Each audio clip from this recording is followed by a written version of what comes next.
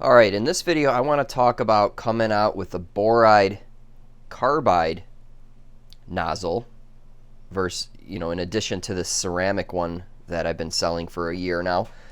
And also the possibility of a 15 horsepower gun. Okay, real quick on the 15 horse, this nozzle only comes up to a 10 horse size, allowing me to offer a 37 CFM option. Well, this style nozzle comes in a larger size, and it'll allow me to build a 45 CFM gun. So some of you guys have diesel compressors in your backyard or whatever. It's crazy how your neighbors don't get pissed off at you. But anyway, so those guys have like 175 CFM, and they want to go faster. They want more. They want a faster gun. So I was talking to those people, and I said, hey, maybe in the future I'll come out with a higher horsepower gun. Anyway, so back to this white guy here is ceramic. It is a low cost. They only cost like $8, and they work just fine. Now, this gun's been out. The HTMR blast gun has been out for a year now, and I've only seen a couple people order replacement nozzles. And then I emailed those people before I sent the order out. I'm like, hey, are you wearing out nozzles or what's going on? They're like, no, you know what? I'm just buying some as backup. So no one's really emailed me and said, hey, this nozzle's wearing out very quickly. I need boron carbide or whatever. I think one guy, and I think that person specifically does a lot of dry blasting with aggressive media. And in that case, yeah, you need, ceramic isn't the best option for dry blasting aluminum oxide. I mean, aluminum oxide is nasty stuff. It's very sharp, and it just tears up everything. It tears up your whole freaking cabinet, your hoses, your glass, everything. Okay, so it's nasty stuff. If you are wet blasting with a fine media, which most of us are, this thing will last for freaking ever. I haven't worn out a nozzle. In fact, in all the years I've been vapor blasting, dating back to my Harbor Freight conversion, I have not wore out any nozzles, and part of that is because I do so much swapping. I've had probably 10, 15 different guns and combinations throughout all the cabinets, so obviously I don't have a specific gun that keeps getting beaten up over and over again. So anyway, let's talk about what we can do here. Okay, so first off, these three nozzles are from the same supplier, okay? And it's the supplier I want to deal with. This guy here is a boron carbide insert from eBay. These are all over eBay, $20, $30, and they look like this, okay? There's a couple problems I have with this guy here. First, it's really relatively small in diameter, so it's it doesn't work well with my gun body. Okay, and second of all, actually there's many reasons. Second of all, I can't drill down to the source or the company who makes these. Okay, I can't call them on the phone and say, hey, I wanna buy directly from you. You're buying from Joe Schmo on eBay. Okay, which is fine, but I don't like to work that way because I don't get the information I need as far as tolerances and whatnot, so I can design my nut and so forth. So I don't want to deal with that. This company, however, they have a customer service department. They got sales reps. They have great information. They answer all my questions. They're great to deal with. This guy here, like I said, costs $20 to $30. These guys over here are $100. Or like $110. So you're probably wondering what the hell the difference is, right? So I thought the same thing. So I asked my sales rep, hey, what's the difference between these two? And he's like, well, not all parts are created equal, and here's the difference. First of all, the raw materials used between this guy and this guy are different. You're going to get higher quality raw materials, which is a boron carbide powder. It starts off as a powder. They are higher quality.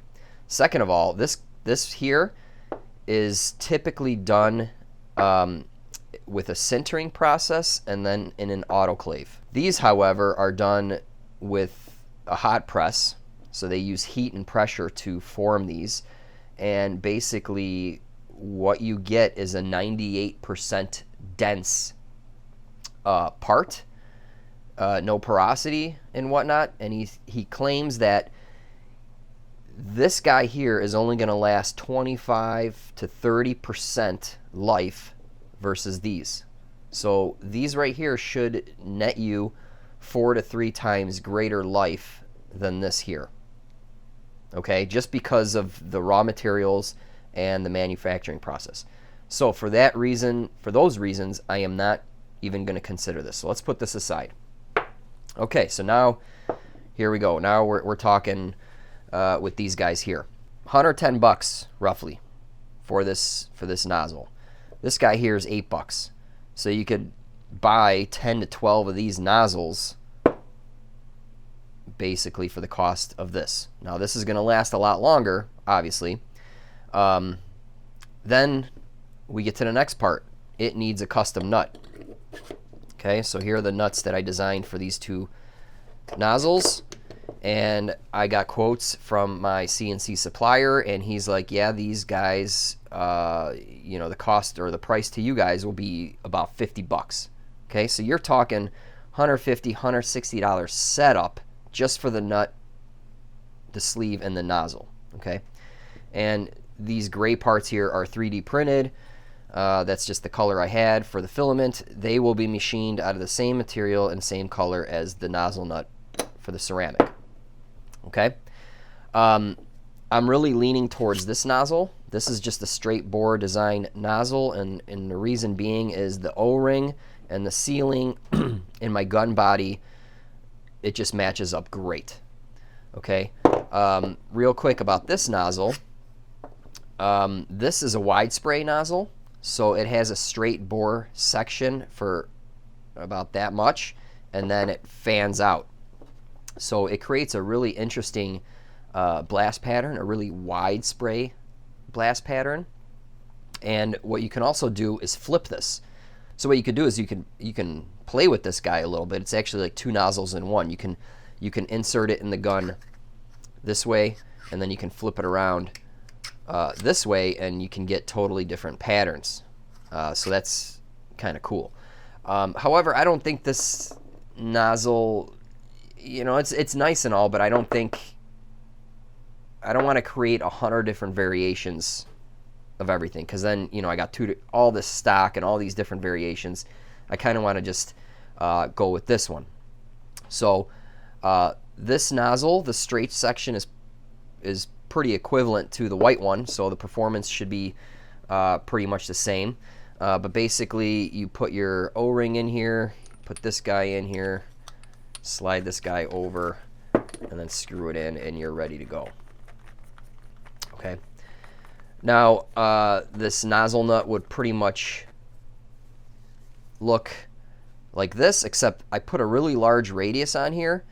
It would have a radius similar to the black there. The reason I put a huge radius on here is I 3D printed this without any support material. So you imagine if this is printing, and if the radius was too sharp, then it wouldn't form this. It would need support material. So I always try to not print with support material. So this printed straight up.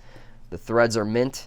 So anyway, it would be the same, except this radius here, it would be smaller. It would actually match that just to make it look good. But so what I want to do is demo this. We'll throw it in the machine and run it. But what I'll do is create all right, so what I want to do is create a wait list, okay? And this is nothing more than an email list, and it allows me to gauge interest of how many people would want this, okay? And then I will order it up. I will make parts. If no one's interested, well then fine. I'll move, you know, that's totally cool. But that really helps me to determine if you want it, okay? So the waitlist link is in the upper right. The nozzle nut's going to be around $50. The insert's going to be around 110, okay?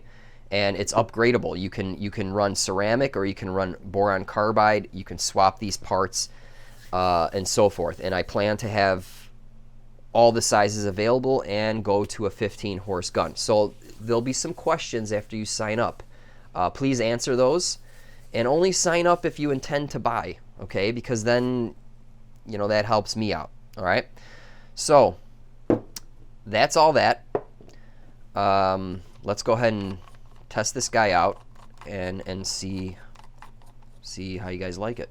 All right, what we're going to be blasting is this aluminum tank I built for the Chevelle Turbo LS, and basically I just want to clean it up and get this aluminum to look like the engine, like the intercooler piping and all that, and I just want to, you know, clean it up. So we'll blast this and check it out. And by the way, this nozzle is a 10 horse, so we're going to be running the gun in the 10 horsepower configuration.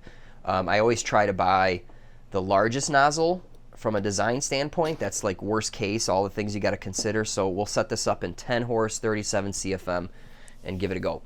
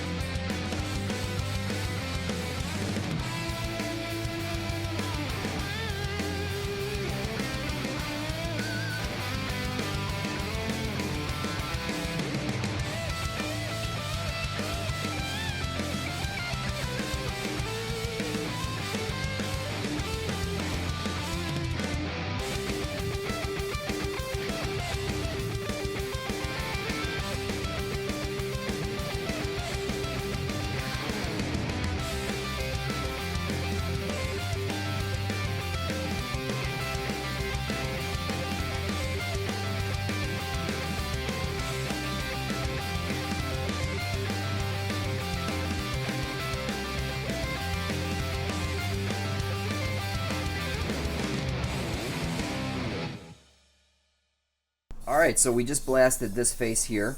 I did 60 psi, and then naturally my compressor was running low on air because, you know, I only have 5 horse, so that the 10 horse will suck that tank dry. Pump can't keep up, but then the pressure was 50, then 40, and what that allowed me to do is polish it up. So 60 to cut, 50, 40 to polish, and obviously I increased my distance. But anyway, I got a nice uniform finish here, and so that's kind of the look I'm going after. So here's raw aluminum, you know, off the sheet, and that's just a different look. So that's going to do it for this video. Again, that link is in the upper right. If you're interested in boron carbide, I can offer it. I told you what it's roughly going to cost, which is pretty expensive, but hey, it's a really good nozzle. It's going to last, you know, a really long time, and so forth. So, but again, I don't, you know, personally for me, I probably will stick with ceramic. I mean, oh, let's talk about the, I forgot to mention some pros and cons, ceramic versus boron carbide. Well, first of all, cost, right? You can, you know, the white nozzle's $8. This guy's going to be $110 or whatever. You're going to lose the tapered nozzle. This is awesome for getting into tight spots, especially like air-cooled engines with the fins. You can get in there and work and clean, and you can actually see what you're blasting. So it's I love that feature, the ceramic or the tapered tip. The boron carbide is a lot lighter, so it's going to reduce the weight of the gun. However, you know, the reason why this nut is so expensive is just bigger, more machining, and whatnot. And, you know, with a boron carbide, you have to have the whole thing jacketed, okay, covered, because This is very brittle.